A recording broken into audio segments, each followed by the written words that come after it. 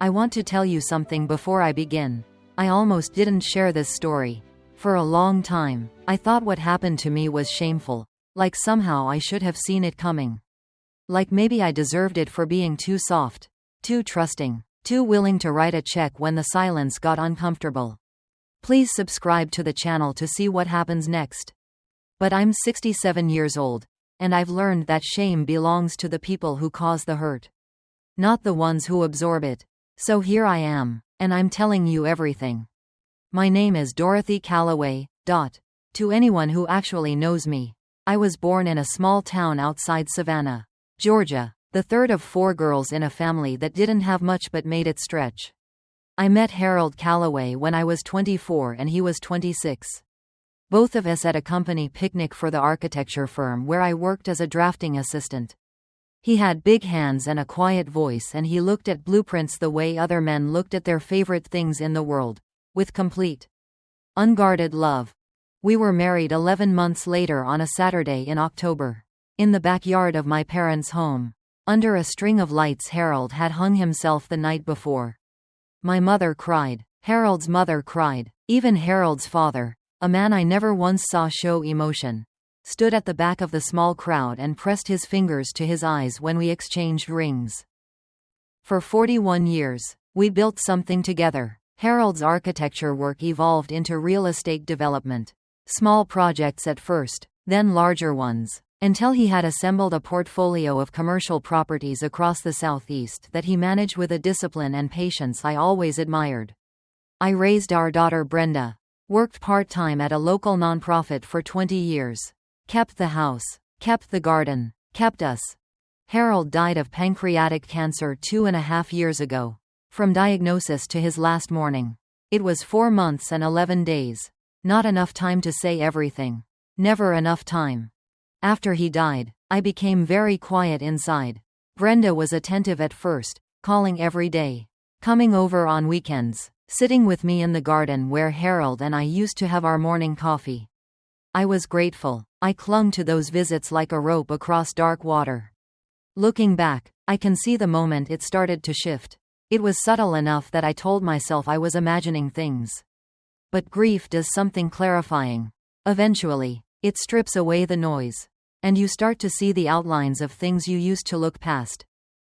The first time Brenda asked me for money was 3 months after Harold's funeral. We were sitting in my kitchen, the same table where Harold and I had eaten 30 years of breakfasts. And she slid a piece of paper across to me with contractor estimates on it. Their kitchen needed to be updated, she said. They'd been putting it off for years. Glenn's landscaping business was doing fine, but cash flow was always tight. She looked at me steadily, not asking exactly, but not asking either. I wrote a check for $22,000. That was the first one. It would not be the last. Over the next 2.5 years, I know the exact number because I went back through every bank statement. Sitting on my bedroom floor one night with my reading glasses and a yellow legal pad, I gave Brenda and Glenn $186,000. Kitchen renovation, a truck for Glenn's business, private school tuition for my granddaughter Lily's older brother, Cooper, a trip to Costa Rica that Glenn described as a team-building retreat for his crew, which as far as I could tell consisted of Glenn, 2 employees, and their wives. And then there was the baby shower. Lily, my granddaughter, Brenda and Glenn's youngest, was born in February. She was beautiful, pink and furious, with Harold's forehead and Brenda's stubborn mouth. I cried in the hospital hallway after I held her for the first time, pressing my back against the wall so no one would see. She looked so much like Harold as a newborn that I couldn't breathe properly for almost a minute. The party to celebrate Lily's arrival was held 6 weeks later at the Palmetto Club, a private event space on the south end of Savannah that I had never been to before but that I recognized immediately from the invoice Brenda had forwarded me. $12,000 for the room and catering. She had asked me, casually, over the phone, if I'd like to help with costs. I had said yes. I wore a sage green dress I'd bought specifically for the occasion. Harold always said that color made my eyes look gray-green instead of just gray. And I suppose I was thinking about that when I chose it. The way you carry the people you love in small decisions long after they're gone. I arrived at the Palmetto Club at 11 in the morning. 30 minutes before the guests. Because Brenda had asked me to come early to help get things set up. When I arrived, most things were already set up. The florist was finishing the centerpieces. The catering staff was arranging the brunch spread. There wasn't much for me to do except stand near the entrance table where the seating cards were arranged in a little wooden holder. I found the card with my name on it while I was looking for a card for my friend Paulette, who I'd invited along because she'd known Harold and had been looking forward to celebrating the baby. The card under D for Dorothy read, "The checkbook, table 4. I stood there for a moment. Just stood there, holding that small card with both hands like it was something fragile that might shatter if I moved too fast. I looked around the room. The florist was adjusting a hydrangea arrangement. A server was polishing water glasses. No one was watching me. I set the card back in its holder. I found Paulette's card, Paulette Mercer, table 4 *, and I walked to the far side of the room and sat down in one of the chairs along the wall. The ones meant for overflow guests. And I breathed very carefully through my nose for about 2 minutes. Then I put on my smile and I went to greet my daughter. Brenda looked radiant, in the way that people who've never had to worry about paying for things look radiant at their own parties. Her hair was professionally blown out. She wore a white linen dress with eyelet trim and new sandals I'd seen her eyeing online 2 months ago. Glenn stood beside her, broad and confident, holding a glass of orange juice and looking around the room with the easy satisfaction of a man who had no idea how it had all been paid for. "Mom," Brenda said, kissing my cheek, "you look nice. Not beautiful. Nice. The kind of nice you say to someone who has met an acceptable but unremarkable standard." "The room looks lovely," I said, because that was true, and because I had decided, standing against that wall a minute earlier, that I was not going to confront anyone today. Today was about Lily. Everything else could wait. The party filled up quickly. Brenda's friends, Glenn's sister and her family, a few neighbors, my friend Paulette, Brenda's cousin from Atlanta whose name I always forgot, and Nate. Nate is my grandson, Brenda's nephew, the son of my son-in-law's brother, which makes him technically a cousin by marriage. But Harold and I had always claimed him as our own because his parents moved to Portland when he was 9 and he spent nearly every summer with us until he went to college. He was 23 now, studying environmental science at the University of Georgia. Quiet and observant in the way of people who have learned that watching carefully teaches you more than talking. He found me at table 4, just as the brunch was beginning. "Grandma. He said, sitting down next to me. He'd always called me that, even though strictly speaking I wasn't his grandmother. Harold had started it, and it stuck. "Nate, sweetheart." I hugged him. He held on a moment longer than most young men do, and I felt something loosen in my chest. "You okay?" he asked quietly, his eyes moving to the seating card in front of me. He'd seen it. Of course he had. Nate noticed everything. "I'm fine," I said. "Today's about Lily." He looked at me for a moment with his grandfather's eyes, steady and a little sad. The way Harold looked when he knew I wasn't saying everything I meant. Then he nodded and picked up his mimosa. And we both looked out at the room full of people celebrating a new life. It was during the gift opening that it got worse. Brenda unwrapped a card from Glenn's mother, a savings bond. Small and thoughtful, and read it aloud with a warm smile. Then she picked up a gift bag with pink tissue paper and her expression brightened in a particular way. The way it brightens when something exceeds expectations. "Oh, this is from the Hendersons," she announced, pulling out a beautifully packaged item from an upscale baby boutique. "So generous." She kept going. Gift after gift, name after name, a cheerful acknowledgement for each one. Paulette's handmade quilt received a long, genuine moment of admiration. Glenn's sister's stroller caddy got an enthusiastic thank you. When Brenda reached the envelope I'd placed in the gift pile, a card containing a check for $5,000 toward a college savings fund I'd set up for Lily, plus a small silver bracelet with Lily's birthdate engraved on it, she opened it, glanced at the check, and said, "Thanks, Mom," before moving to the next gift. Not nothing, but close enough to nothing that Paulette, sitting beside me, quietly reached over and pressed her hand over mine under the table.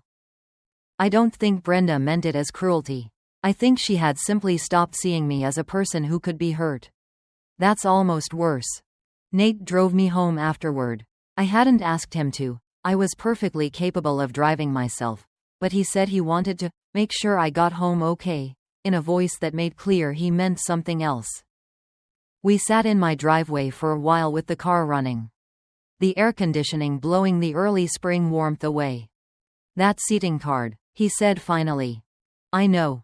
How long has this been going on? I looked at my house, Harold's and my house. The one we'd bought 28 years ago and renovated slowly, room by room, over decades of Saturday mornings and summer weekends. I thought about the legal pad on my bedroom floor. The number, $186,000. Long enough, I said. Nate's jaw was tight. Does anyone else know? There's something I need to tell you. I turned to face him in the passenger seat. About your grandfather. I hadn't planned to tell Nate about Diane Whitmore and what Harold had done. But sitting there in my driveway with the Savannah spring pressing warm and green all around us, it felt like the right moment, like Harold himself had arranged it. I told Nate about the meeting I'd had with Diane 2 years ago. Not long after Harold died, Diane was Harold's estate attorney, a sharp, composed woman in her 60s who had worked with Harold for almost 15 years. She'd called me a month after the funeral and asked me to come to her office at my convenience. She had explained the estate to me in straightforward terms, the properties, the investments, the liquid assets, all of it going to me as Harold had specified. He had left Brenda and the grandchildren named bequests that were meaningful but not enormous. The rest to me. It was a reflection of his values. He believed in people building their own lives, not inheriting them whole. But then Diane had told me about the trust.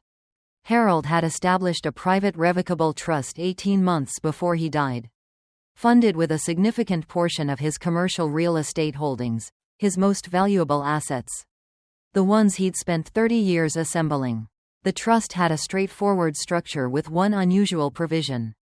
If, at any time following Harold's death, Dorothy was subjected to documented financial exploitation, public humiliation, or deliberate manipulation of her legal rights or property by a family member, those family members would be automatically excluded from any future distributions from the trust. The assets would instead be redirected to a list of beneficiaries Harold had named. Nate was on that list. So was a children's literacy foundation Harold had believed in for years. He didn't tell you at the time? Nate asked. He told Diane he didn't want me walking around feeling like I needed to test people. I said, he wanted me to let things unfold naturally and see who showed up for me, genuinely. Nate was quiet for a long time. Outside, a mockingbird was going through its repertoire in the magnolia tree by the front porch.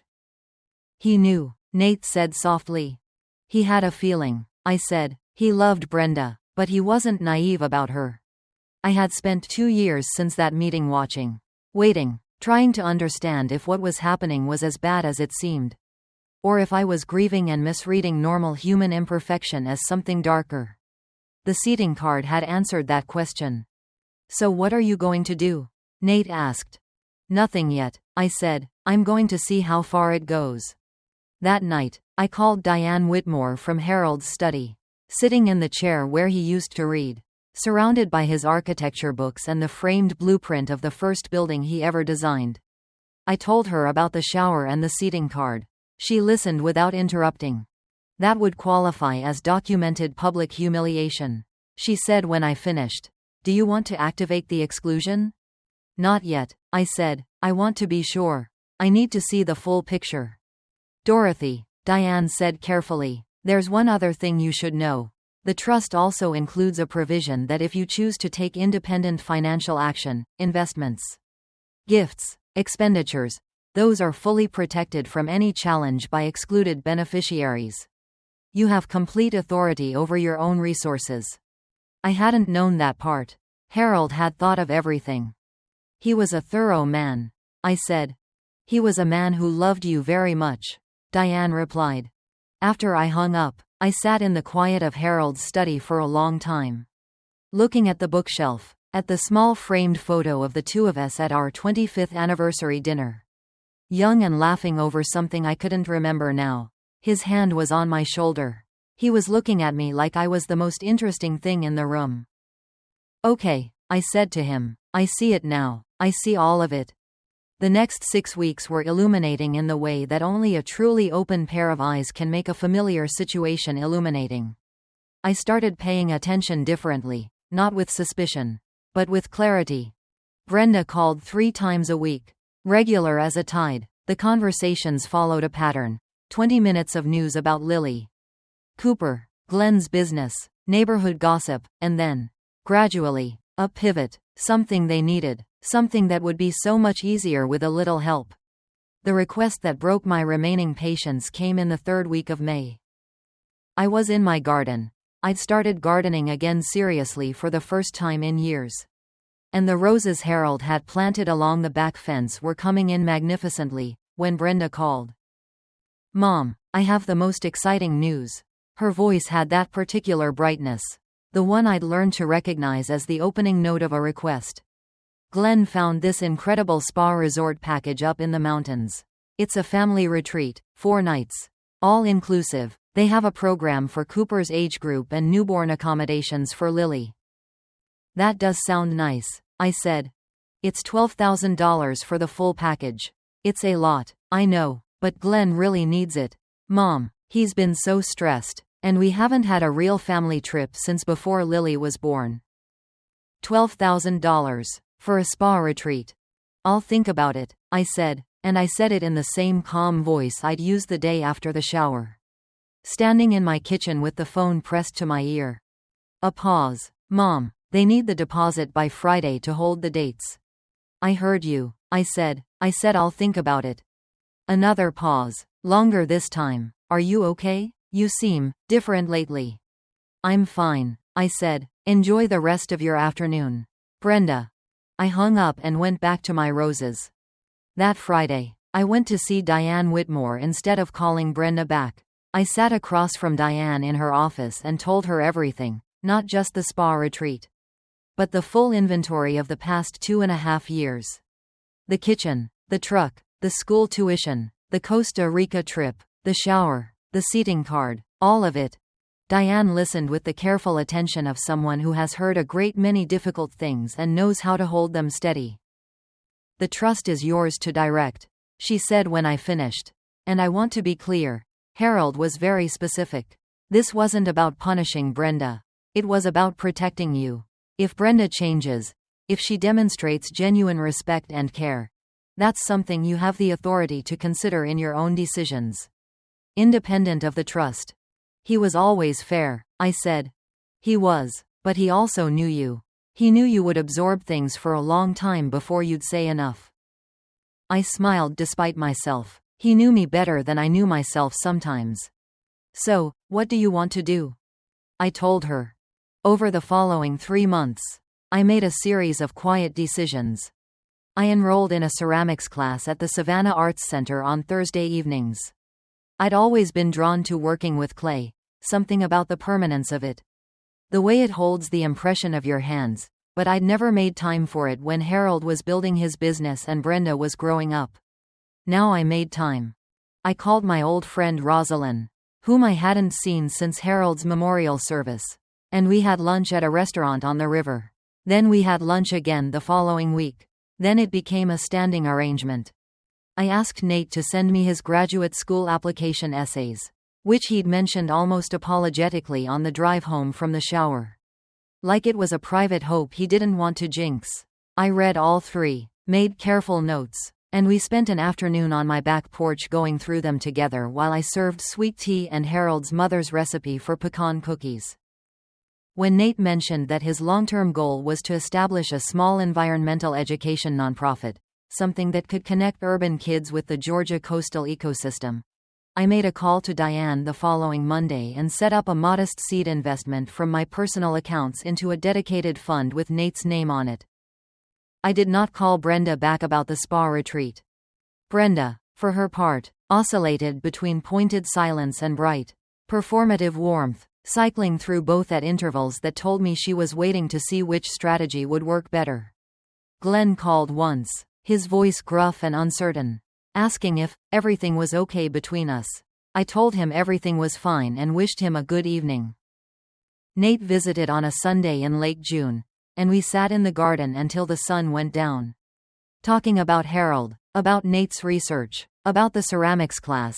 I'd made a bowl that had actually survived the kiln, which felt like an unreasonable achievement.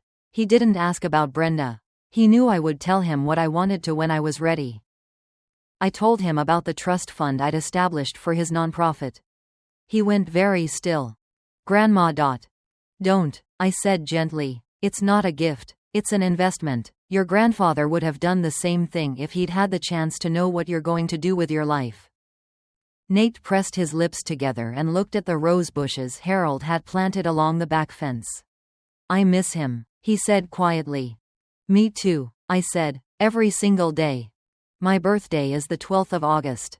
I always used to make a big occasion of it. Harold would plan something. Usually a dinner somewhere special. Sometimes a weekend trip. Since he died, I'd spent the last 2 birthdays quietly. Just Brenda's family coming over for cake. Which was fine. Simple was fine. This year, Nate asked if he could host a small gathering at my house. With my blessing. He wanted to cook. He was a genuinely good cook. Something he'd picked up from Harold, and invite a few people who mattered to me. Rosalind, my neighbor Carla and her husband. A couple Harold and I had been close with for years. Diane Whitmore, and yes, Brenda and Glenn as well. Are you sure about including them? He asked. Yes, I said. I want to see who they are when they think the money might come back. Because something had shifted in Brenda's calls over the past few weeks.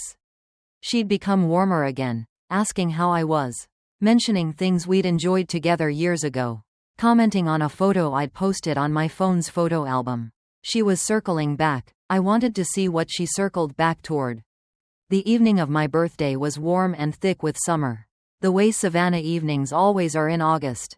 Nate had cooked a beautiful meal. Roasted chicken with herbs from the garden. Summer squash. A lemon tart he'd clearly practiced in advance. The table on the back porch was set with Harold's good china, which I hadn't used since his last birthday. Brenda and Glenn arrived with a gift bag containing a cashmere throw and a gift card to a spa I'd never heard of. Glenn shook Nate's hand with the slightly stiff formality of a man who doesn't know where he stands. And Brenda kissed my cheek and said I looked wonderful, which she said with enough surprise that I understood she found the changes in me unsettling. The evening went pleasantly for the first hour and a half. Rosalind was funny and warm. Diane was gracious. Carla and her husband brought wine and stories.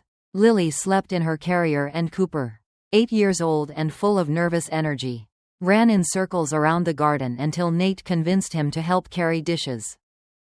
It was after dessert, after the candles and the happy birthday and the first glass of champagne, that Brenda shifted toward the real purpose of the evening. I felt it coming the way you feel a change in weather. Mom, she said, her voice carefully casual. Glenn and I have been talking. She reached into her bag and put a folder on the table. And my stomach went cold. Because I recognized the instinct behind that gesture. You put paper in front of someone when you want the paperwork to do the convincing for you. We've been thinking about you. Living here in this house by yourself. I'm not by myself, I said pleasantly. I have Rosalind 3 blocks away, and Carla next door. And Nate visits regularly. Of course, Glenn said, jumping in with the practiced smoothness of a man who has rehearsed this. But the house is a lot to manage alone. And property values in this neighborhood have really appreciated. Mom, he caught himself. He was not, by any measure, my son. Dorothy, you're sitting on an asset that could really. Glenn, I set down my fork. What exactly are you proposing? Brenda looked briefly uncertain, then pressed forward. We've been in contact with a realtor. Just looking. The house could sell for close to $1 million. Maybe more with some updates. And there are some beautiful independent living communities. You've been in contact with a realtor. I repeated. About my house. Without telling me. Just preliminary conversations. And you were planning to propose this tonight. At my birthday dinner. Brenda's face flushed. We're trying to help you. By selling my home. By securing your future. Glenn leaned forward. Dorothy, if something happened to you, if your health changed, if you needed care, you'd have the resources. Right now, everything is tied up in this house and Harold's investments. And honestly, we've been concerned about how you're managing things. The money you've been putting into Nate's project. How do you know about that? I asked quietly. A pause. Glenn looked at Brenda. Brenda looked at her hands. Nate mentioned it, she said, which I could see from Nate's expression across the table was not entirely true. I see, I said. Diane Whitmore, who had been sitting quietly at the end of the table, set her champagne glass down with a small, deliberate sound. I want to stop here, she said, in the measured tone of a woman who has spent 40 years in a profession that requires precision. And share something relevant. Everyone looked at her. Diane reached into the bag she'd brought and withdrew a document, not the trust itself, but a letter of notification, which Harold had instructed her to present if and when the circumstances warranted it. She had been carrying it in her bag all evening. She read it aloud. Harold's voice, rendered in careful legal language, filled the back porch of the house he'd chosen on a Sunday afternoon 3 decades ago. The house where we'd raised Brenda and celebrated Christmases and planted the rose bushes along the fence. His voice, in the form of words he dictated to a woman who wrote them down faithfully, told the people gathered around his wife's birthday table that he had seen them clearly. That he had loved them anyway. That he had loved his wife more than anything he had ever built. And that he had done what a builder does when he loves something. He had structured a protection around it that would hold. The trust, Diane explained, had been triggered. The seating card, which Diane had documented via a photo I had sent her from my phone the morning after the shower. The pattern of financial solicitation, documented in statements I had shared with Diane over the past several months. And now this, the proposal to sell my home, which Diane explained constituted deliberate manipulation of my property rights under the trust's terms. Brenda and Glenn were excluded from future distributions of the trust. The silence that followed was long enough that the mockingbird in the magnolia tree started up again somewhere out in the dark yard. You planned this, Brenda said finally. Her voice was strange, flat and high at the same time. I planned nothing, I said. Your father planned. I simply paid attention. That document can't be legal. Glenn's voice was tight. It is entirely legal, Diane said, and I'd encourage you to consult your own attorney if you want confirmation. Harold was extremely careful. Brenda, I said, and I waited until my daughter looked at me. She looked the way she'd looked at 9 years old when she'd broken the lamp in the living room and tried to hide the pieces, caught. Afraid, but also somehow calculating whether there was still a way through. I love you. I have loved you your whole life. But I have spent 2.5 years being treated like a budget line in your family's financial plan. The seating card, the shower, the spa retreat, tonight. Mom. The seating card, I said again. The checkbook, is that who I am to you?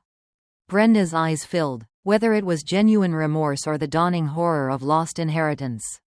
I couldn't fully tell, and I suppose that in itself told me something. I never thought, she stopped. Tried again. It was Glenn's idea. The card. I thought it was funny at the time. Glenn shifted in his chair. We were just joking around. I know, I said. That's the part that hurt the most. That it was so automatic. Cooper, who had been sitting very still and wide-eyed throughout all of this, climbed down from his chair and came around the table to stand beside me. He put his small hand on my arm.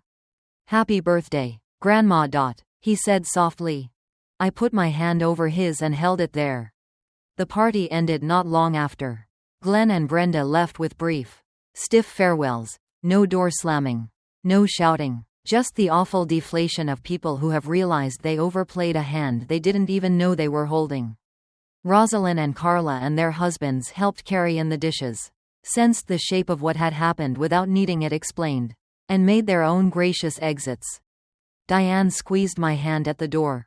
Harold would be proud of you, she said. I know, I said. I'm a little proud of me too. Nate stayed to help with the last of the dishes.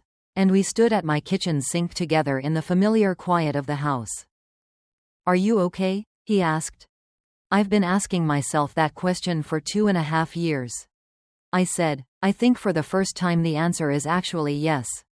He smiled, and in that smile I saw Harold, that same quality of quiet. Steady happiness that doesn't need anything from you in order to exist. What happens now? He asked. Now, I said, handing him a dish towel. We figure out what we're building. 18 months later, the Calloway Arts Center opened in a renovated warehouse space on the east side of Savannah. 3 blocks from the waterfront. It was Harold's idea. In a way, he had always talked about wanting to do something for the neighborhood where he'd done his first small development project, affordable housing units that he'd been quietly proud of his whole career. The Arts Center was my version of that impulse. A place where Savannah kids from the East Side could take ceramics, painting, music, and theater at no cost.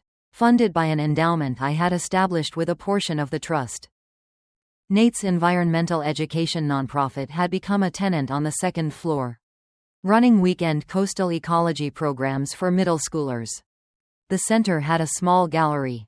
3 of my own pieces were on display, ceramic bowls. Irregular and imperfect and full of the fingerprints I'd left pressing them into shape. A local newspaper had run a feature on the opening. Someone had bought one of the bowls. Rosalind had cried. I stood in the gallery space on opening morning, watching people come through the door, children pulling parents. Parents looking around with cautious hope. A group of teenagers drifting through with the performative disinterest of people who are secretly curious about everything. Nate appeared beside me. You ready? I've been ready, I said. Brenda had called me 6 months after the birthday dinner. Not about money, just to call. The conversation was awkward and careful. The way early conversations are when trust has been damaged and you're both navigating around the broken places. She asked about my ceramics. I told her about the Arts Center. She came to the opening with Cooper. She left Glenn home. Cooper spent 40 minutes in the ceramics studio and came out with clay in his hair and a lopsided coil pot that he insisted on carrying to the car himself.